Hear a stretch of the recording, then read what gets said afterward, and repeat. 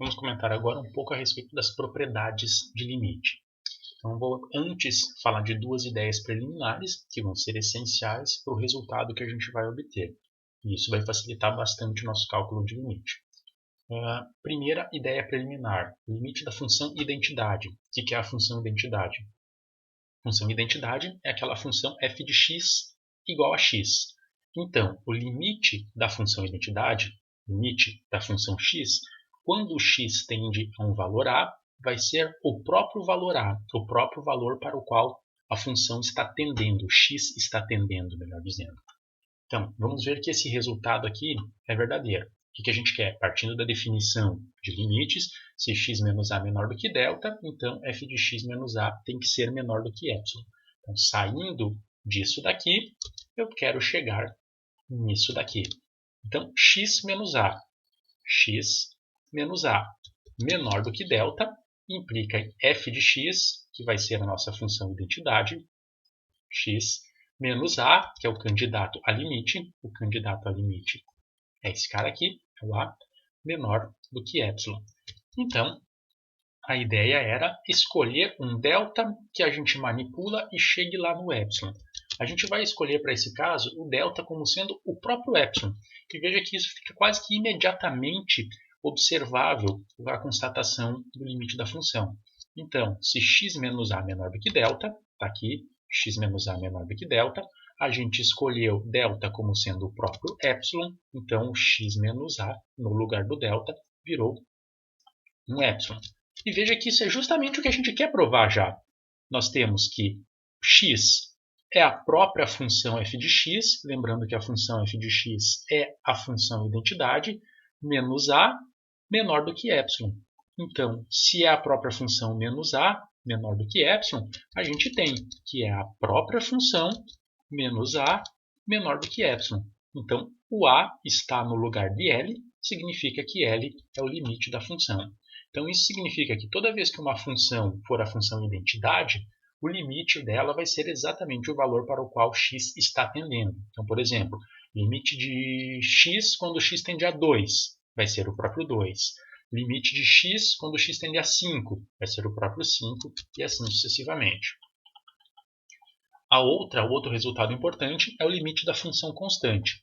Se a gente tem uma função f de x igual a c, entendam esse c como qualquer número real, então o limite da função constante, com x tendendo a qualquer valor numérico a, vai ser sempre a própria constante. Demonstração, a gente quer, partindo de x menos a menor que delta, chegar em f de x menos o limite, ou seja, a constante menor do que epsilon. Então, veja que isso daqui é quase que uma verdade imediatamente observável. Eu nem vou precisar partir desse ponto para chegar nesse outro ponto aqui. Isso daqui já é um resultado direto. Vejamos, f de x menos c menor do que epsilon. Está aqui, f de x menos c menor do que epsilon. O que é a nossa função f de x? F de x é a função constante, que é o próprio c. Então, onde está escrito f de x, eu posso colocar c no lugar. Ficamos com c menos c menor do que epsilon, c menos c é zero, módulo de zero é zero e a gente tem zero menor do que epsilon. Isso é uma verdade absoluta, porque epsilon, por definição, é um número infinitamente pequeno, tão pequeno quanto a gente possa imaginar, mas é uma distância, e é uma distância positiva. Então, a gente tem que esse resultado é, digamos assim, óbvio, porque sempre o zero vai ser menor do que o epsilon, por isso que se torna mais direto de fazer essa constatação, essa demonstração. Então, o que a gente tem a partir de agora é que sempre que eu tiver o limite de uma constante, não importa o valor para o qual x esteja tendendo, o limite da constante é sempre a própria constante. Aqui temos as propriedades dos limites, eu não vou demonstrar todas elas, até porque são muitas. A gente vai só apresentar elas aqui para vocês. Primeira propriedade, limite da soma de duas funções é a soma dos limites. Então, quando a gente tem duas funções sendo somadas e a gente tem um limite de x tendendo a dessa soma de duas funções, eu posso desmembrar isso. Eu posso calcular o limite da primeira função mais o resultado do limite da segunda função. E é isso que aparece aqui.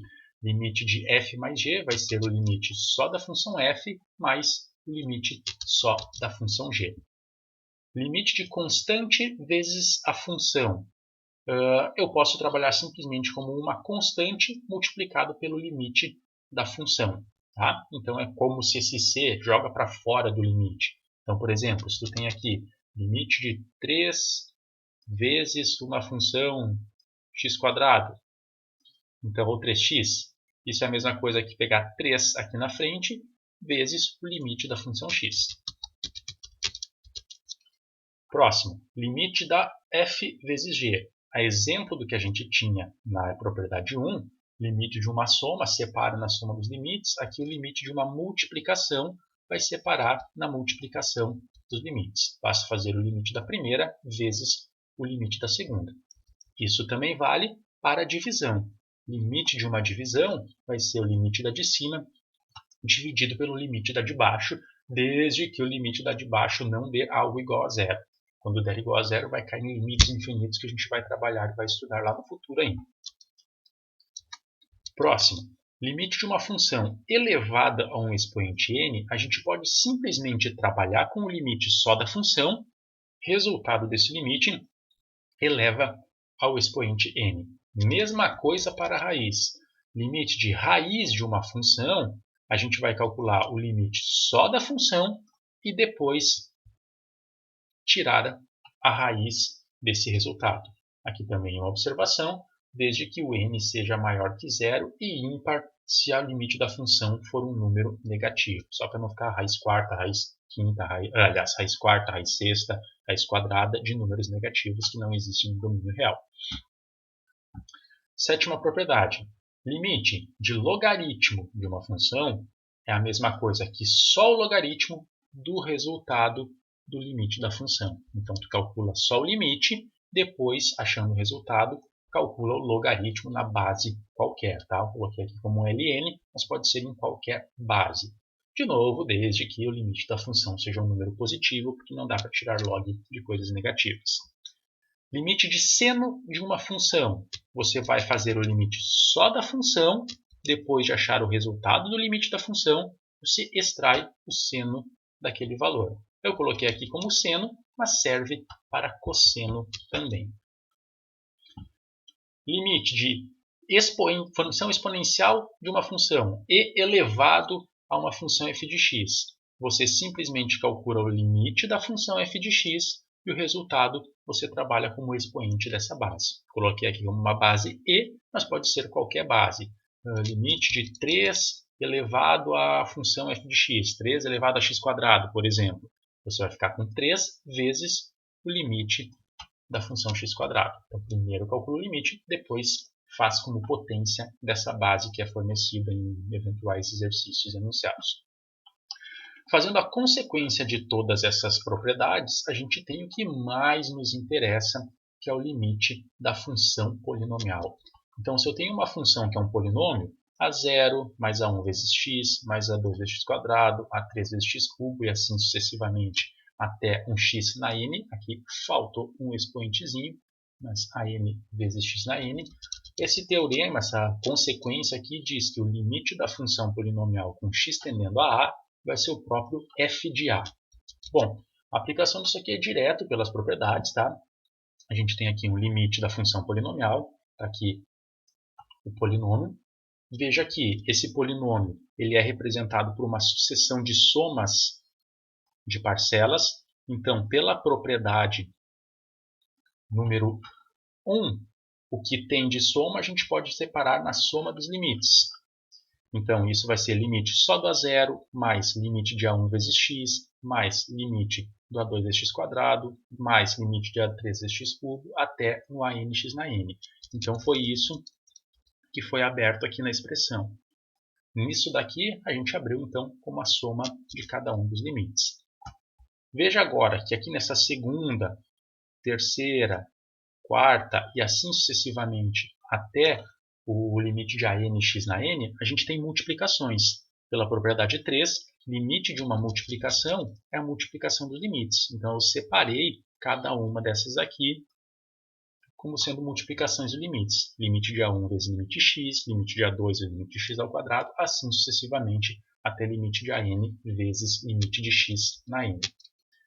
Agora, nessas partes, a gente tem limite de potências. Se são limites de potência, a gente pode escrever como limite só da função. Então, aqui, limite de x ao quadrado é limite só da função x, resultado do limite elevado ao quadrado. Limite de x ao cubo faz só o limite da função, limite de x, resultado elevado ao cubo. E a mesma coisa para o AN x na n. E veja que nessa estrutura agora, a gente ficou com aqueles dois limites fundamentais iniciais que eu coloquei lá nas ideias preliminares para vocês e inclusive mostrei o porquê usando as definições de épsilons e deltas.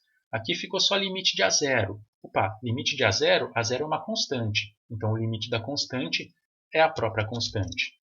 Aqui, limite de A1. Limite de A1 é uma constante. Limite da constante é a própria constante. Aqui, limite de x. X é a função identidade. Limite da função identidade, quando x tende a A, é o próprio A. Então está aqui o resultado. E assim segue. Limite de A2 é uma constante, dá o próprio A2. Limite de x é a identidade. Então vai e dá o resultado exatamente o valor para o qual x está tendendo, que é o próprio A elevado ao quadrado, que seria esse cara. Limite de A3 é uma constante. Limite da constante é a própria constante. Limite da função identidade elevado ao cubo. Vai ser o próprio valor para o qual a função está tendendo, que é o A, elevado ao cubo. Então está aqui. E assim também para o AN, o limite de AN e limite de x elevado a n. Então, limite da constante é a própria constante. Limite da identidade é o próprio valor para o qual x está tendendo. Então, compara com isso daqui. Era A0 mais A1 vezes x. A0 mais A1 vezes A. A2, x ao quadrado. A2 ao quadrado. A3, x ao cubo. A3 ao cubo. AN, x na n. Faltou o n aqui. AN vezes A elevado a n. Então, o que a gente tem? A gente observa que é exatamente a estrutura da função, mas onde tinha x, apareceu A no lugar. Opa, colocar A no lugar de x em uma expressão polinomial nada mais é do que calcular o valor numérico deste polinômio. Então, a gente tem que o limite da função polinomial com x tendendo a A é exatamente o valor numérico desse polinômio. É o próprio f de A.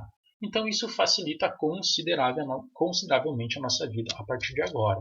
Quando a gente tiver um exemplo de um polinômio, eu não preciso me preocupar mais com a definição. Basta que eu calcule o valor numérico desse polinômio quando o x tende ao valor A. Nesse caso, é o 2. Então, o limite de 3x ao cubo mais 2x ao quadrado menos 4x mais 1, com o x tendendo a 2, basta que eu substitua o 2 no lugar do x. Então, 3 vezes 2 ao cubo, 2 vezes 2 ao quadrado, 4 vezes 2 e assim sucessivamente. Sempre onde teve x, eu simplesmente coloquei 2 no lugar. E virou uma questão de valor numérico de polinômio, que a gente sabe fazer continhas, e nesse resultado dá 25. Na letra B, limite de x tendendo a menos 3 dessa divisão. Pela propriedade do limite da divisão, isso é a mesma coisa que tirar o limite só da de cima e dividir pelo limite só da de baixo. Isso vira um polinômio, isso vira um polinômio também. Limites polinomiais, basta que a gente coloque o menos 3 no lugar do x. Então, menos 3 ao quadrado mais 2. Aqui embaixo também colocamos o menos 3 no lugar do x. Efetua as continhas, chegamos no valor do limite. Limite de uma coisa elevado ao quadrado. Esse ao quadrado vai para fora do limite. Aqui dentro é uma divisão de dois polinômios. Se é uma divisão, limite do de cima dividido pelo limite do de baixo. E agora virou. Aqui só o limite de um polinômio, aqui também só um limite de um polinômio. Basta que a gente coloque o 2 no lugar do x desses dois polinômios.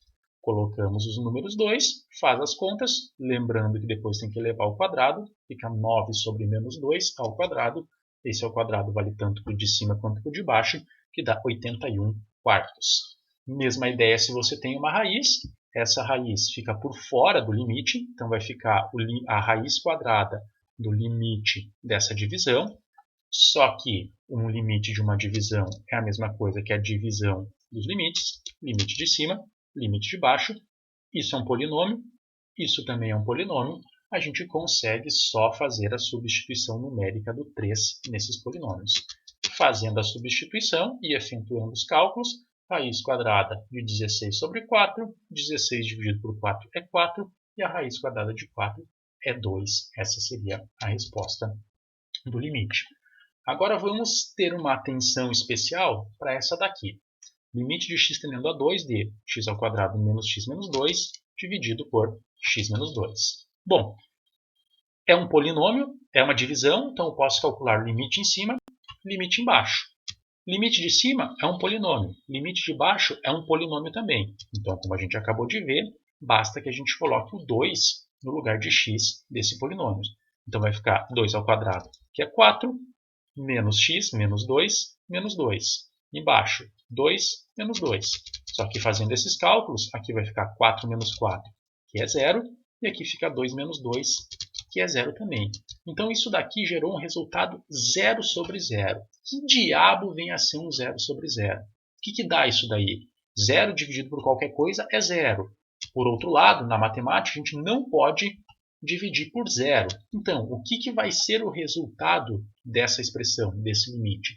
Isso é o que a gente chama de uma indeterminação matemática. E agora é que as coisas começam a ficar legais. Vários limites vão dar essas indeterminações do tipo 0 sobre 0 ou algumas outras que a gente vai ver ainda no futuro, tá? E aí a gente vai ter que dar um jeito de descobrir quanto que é o resultado desse 0 sobre 0. Esse 0 sobre 0 ele está escondendo um resultado dentro da questão. Então essa indeterminação aqui não é um resultado. Não tenho como saber que tipo de resultado vai dar isso aqui. Eu vou ter que dar um jeito de escapar dessa indeterminação para ver qual é o resultado que de fato acontece para esse limite, tá? E agora então que começa a nossa brincadeira. A partir de agora, todos os nossos exemplos vão envolver em estratégias de como escapar dessas indeterminações matemáticas. Segue para os próximos vídeos então para ver a resolução deste e de outros exemplos, cada um com sua estratégia adequada para escapar de indeterminação.